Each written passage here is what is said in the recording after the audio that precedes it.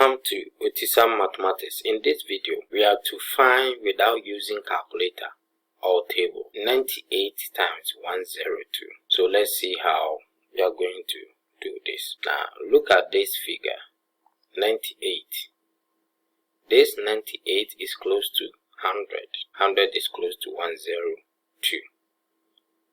Okay, so we can write 98 as 100 minus 2, and then 102 the same as 100 plus 2. So 98 times 102, we can write it as 98 is 100 minus 2 times 102 is 100 plus 2.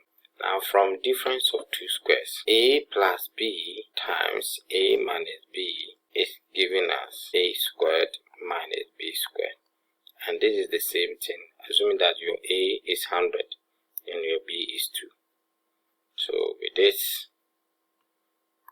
we can say that by using difference of two squares, you can write it as 100 squared minus 2 squared. Now 100 squared is 10,000. But if you have two, you replicate two zeros here. Minus 4. And with this, we can easily subtract. So you are going to get 9,996. Viewers, thank you very much for watching this video.